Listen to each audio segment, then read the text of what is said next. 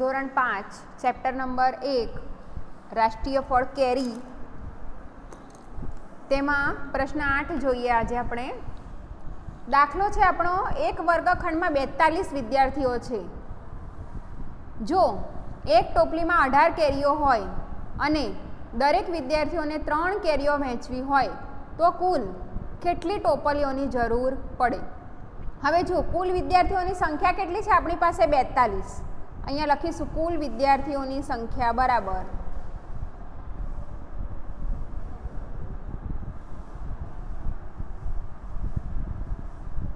42 વિદ્યાર્થીઓ છે. હવે એક ટોપલીમાં કેટલી? 18 કેરીઓ સમાય છે. હા, તો આપણે જે પણ આપેલું છે એ પહેલાં આપણે લખી લેવાનું છે સાઈડમાં. એક ટોપલીમાં 18 કેરીઓ છે.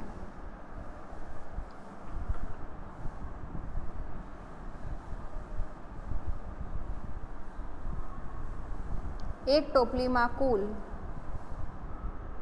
કેરીઓની સંખ્યા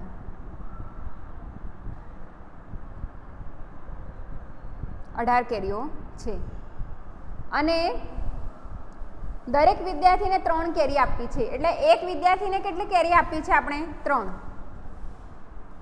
એક વિદ્યાર્થીને 3 કેરી આપી છે માટે 42 વિદ્યાર્થીઓને કેટલી કેરી મળે?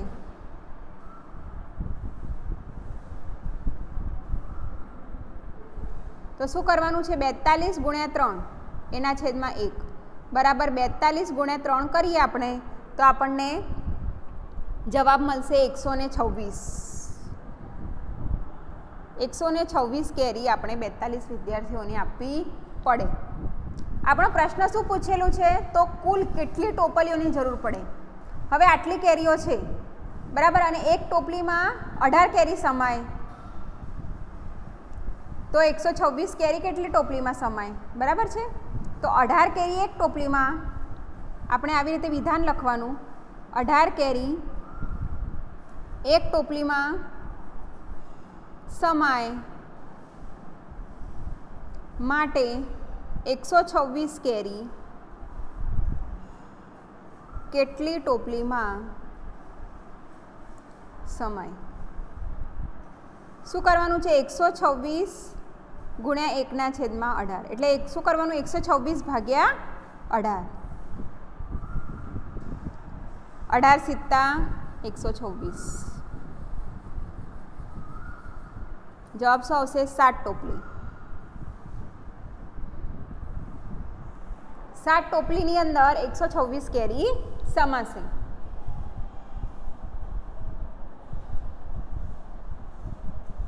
અહીંયા 18 છે બરાબર. 126 ભાગ્યા 18.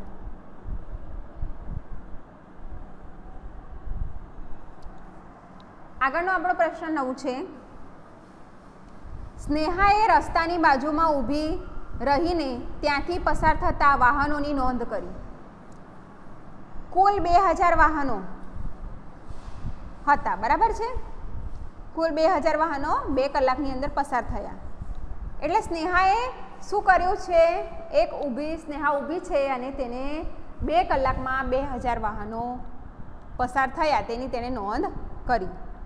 હવે તે 2000 વાહનોમાંથી અડધા જે વાહનો હતા એ ગાડીઓ હતી, ચોથા ભાગના રિક્ષા હતી, બાકીના ટ્રક. તો દરેક વાહનની સંખ્યા શોધો. હવે જુઓ, પહેલાં આપણે લખીશું કુલ વાહનની સંખ્યા.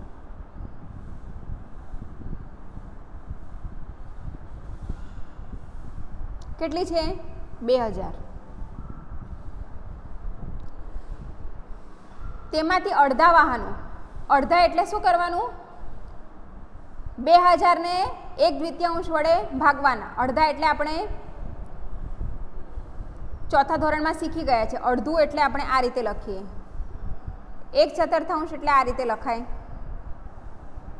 ચોથા ભાગના કહીએ ને, આને ચોથો ભાગ કહેવાય અને બીજો ભાગ કહેવાય અડધો ભાગ બરાબર. તો હવે અહીંયા આપણે અડધા વાહનો ગાડીઓ બરાબર છે. તો ગાડીઓની સંખ્યા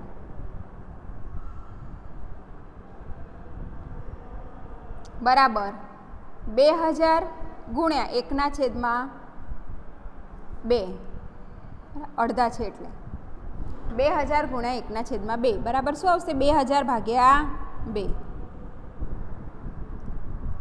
તો 2 એકા 2 અને ઉપર 3 0 એટલે કે ટોટલ કેટલા હશે 1000 ગાડીઓ હશે ટોટલ 1000 ગાડીઓ હશે પછી કીધું છે કે ચોથા ભાગના વાહનો શું છે રિક્ષા છે ચોથો ભાગ એટલે 1/4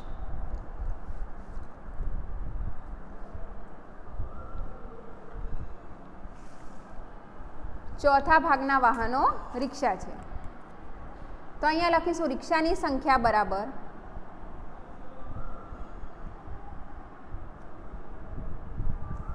2000 ગુણ્યા 1/4 બરાબર 2000 ભાગ્યા 4 બરાબર 4 પંચા 20 અને ઉપર 2 0 એટલે કેટલા હશે 500 વાહનો રિક્ષા હશે 500 વાહનોની સંખ્યા જે છે એ શું હશે રિક્ષા હશે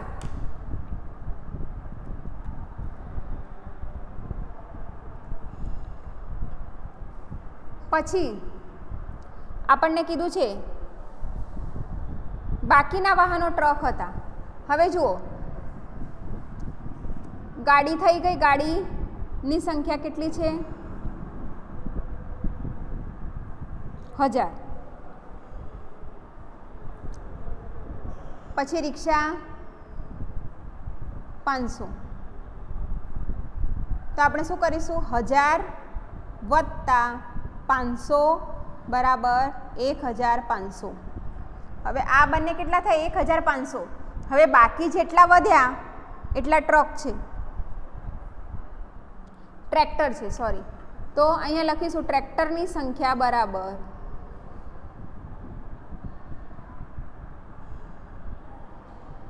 2000 ઓછા 1500 0 0 0 માંથી 5 ના જાય એટલે 10 10 આવશે ઉપર અહીંયા 1 આવશે 10 માંથી 5 જાય તો 5 અને 1 માંથી 1 જાય તો 0 તો બાકીના વાહનો કેટલા હશે ટ્રેક્ટરની સંખ્યા કેટલી હશે 500 હશે ટ્રેક્ટર કેટલા હશે 500 હશે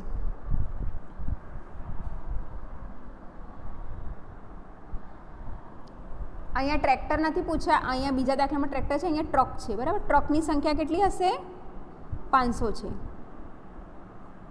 ટ્રકની સંખ્યા 500 હશે એટલે કે ટ્રેક્ટર હશે ટ્રકની સંખ્યા આપણને 500 એટલે જે વધે એ સંખ્યા ટ્રકની હશે બીજા દાખલામાં પૂછ્યું છે આપણને એનો જ અ છે બીજા એક ગામડા તરફ જતા રસ્તા પરથી કુલ 150 વાહનો 2 કલાકમાં પસાર થાય છે કુલ વાહનો કેટલા છે 150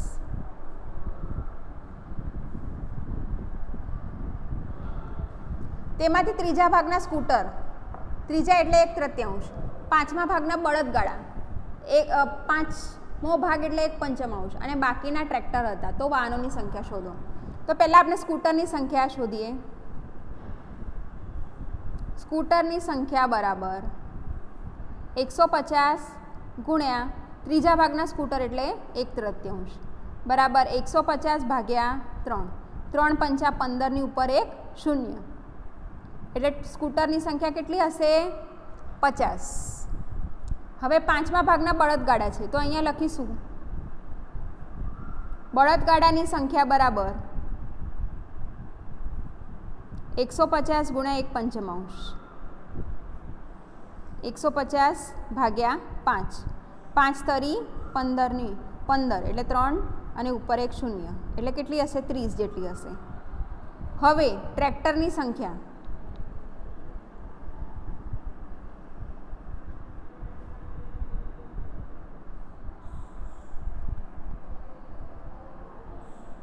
બરાબર 150 ઓછા 50 વત્તા 30 50 વત્તા 30 એટલે સ્કૂટરની સંખ્યા અને બળદગાડાની સંખ્યા 150 ઓછા 50 વત્તા 30 કેટલા છે 80 છે તો 150 માઇનસ આપણે 30 કરીએ 80 કરીએ તો આપણને મળશે 70. એટલી સંખ્યા ટ્રેક્ટરની હશે. આપણે જવાબ સાચો છે કે નહીં એ જાણવું હોય તો શું કરવાનું? 50 વત્તા 30 વત્તા 70 આનો સરવાળો કરીએ એટલે 150 આવવો જોઈએ. તો આપણો જવાબ કેવો છે? સાચો છે. જોઈએ આગળના પ્રશ્નની અંદર કે નીચે આપેલ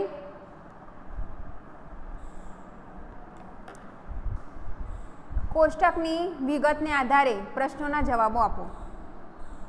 આપણને કોષ્ટક આપ્યું છે એક અને તેના પરથી આપણને પ્રશ્નના જવાબો આપ્યા છે, જવાબો આપવાના છે. તેમાં આપણને આપ્યું છે વાહનનો પ્રકાર આપ્યો છે, પછી એક ફેરામાં કેરીનું થતું વહન, વાહનની ઝડપ આપી છે કેવી છે? પ્રતિ કલાક એટલે 1 કલાકમાં. હવે બળદગાડું છે એ એક ફેરામાં 200 કિલોગ્રામ કેરીનું વહન કરે છે. એમાં વાહન કેટલી ઝડપથી ગતિ કરે છે? તો 1 કલાકમાં 5 કિલોમીટરની ઝડપે ગતિ કરે છે. એટલે 1 કલાકમાં 5 કિલોમીટરની ઝડપે બળદગાડું ગતિ કરે છે અને તે 200 કિલોગ્રામ કેરી લઈ જાય છે.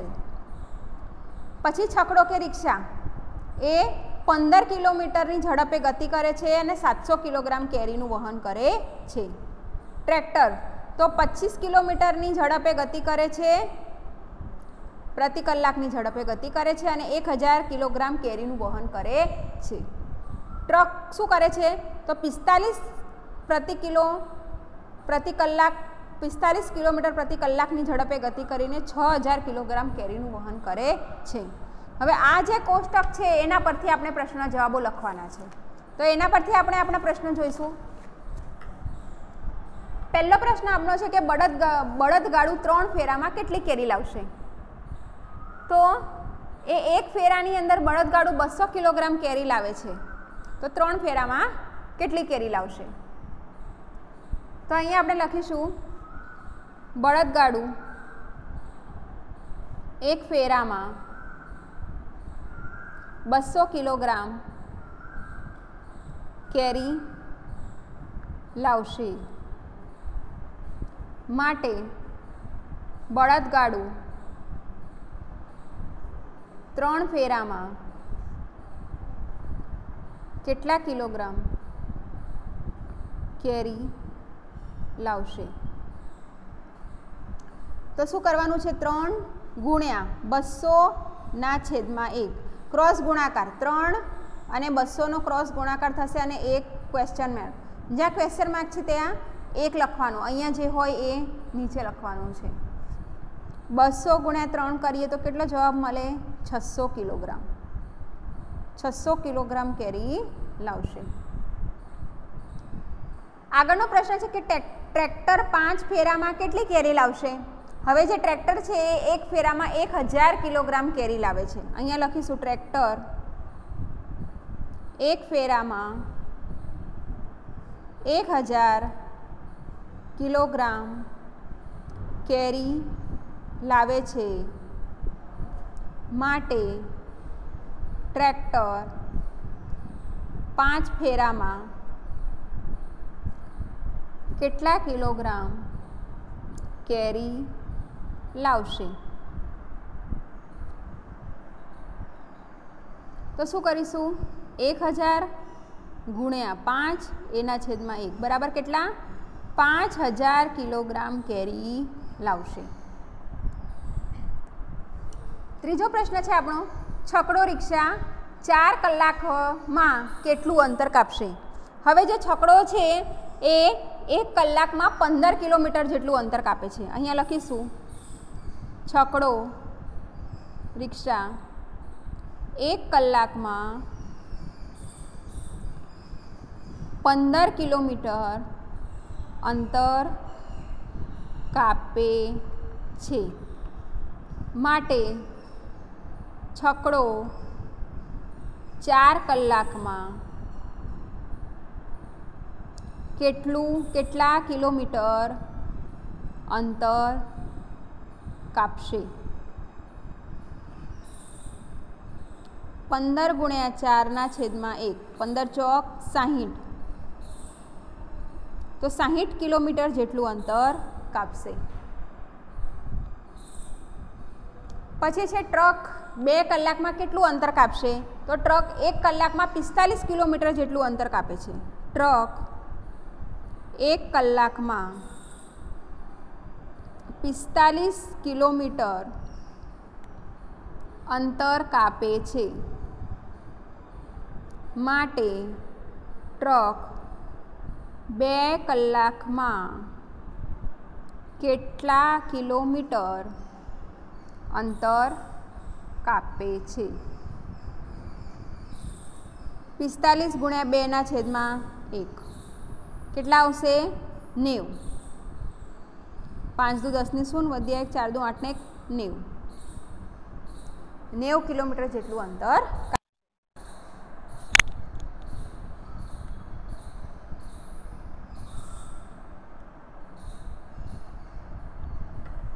આગળનો દાખલો છે આપણો, બળદગાડું 70 કિલોમીટર અંતર કાપવા કેટલો સમય લેશે? 70 કિલોમીટર અંતર કાપવું છે બળદગાડાને, તો એ કેટલો સમય લેશે? બરાબર છે. તો એ 1 કલાકમાં 5 કિલોમીટર અંતર કાપે છે. બરાબર. તો અહીંયા લખીશું 5 કિલોમીટર અંતર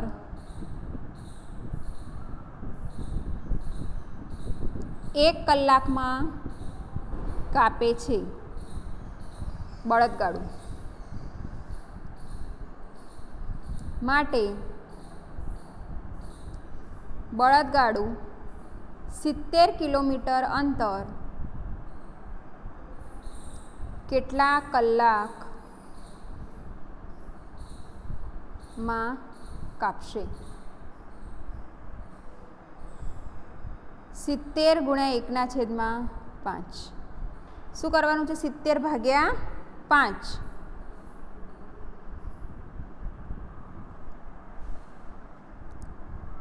5 એકા 5, 5 ચોક 20. કેટલા આવશે? 14. 14 કલાક લાગશે.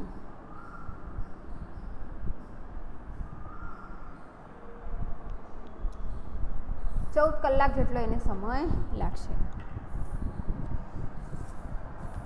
આગળનો દાખલો છઠ્ઠો જોઈએ આપણે. ટ્રેક્ટર 100 કિલોમીટર અંતર કાપવા કેટલો સમય લાગશે ટ્રેક્ટરને? તો જે ટ્રેક્ટર છે એ 1 કલાકમાં 25 કિલોમીટર અંતર કાપે છે. અહીંયા લખીશું ટ્રેક્ટર 25 કિલોમીટર અંતર. જે શોધવાનું છે ને એ સૌથી છેલ્લે આવવું જોઈએ. આપણે જ્યારે પદ બનાવીએ ત્યારે જે પણ વસ્તુ શોધવાની છે એ પદમાં સૌથી છેલ્લે આવી જોઈએ. તો પહેલાં આપણે લખવાનું કે ટ્રેક્ટર 25 કિલોમીટર અંતર 1 કલાકમાં કાપે છે.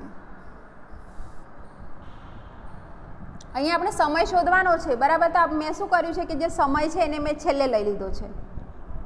માટે ટ્રેક્ટર 100 કિલોમીટર અંતર કેટલા કલાકમાં કાપે છે? 100 ગુણ્યા 1/25. 100 ભાગ્યા 25. 25 ચોક 100. તો કેટલા કલાકમાં કાપશે? 4 કલાકની અંદર એ અંતર કાપશે.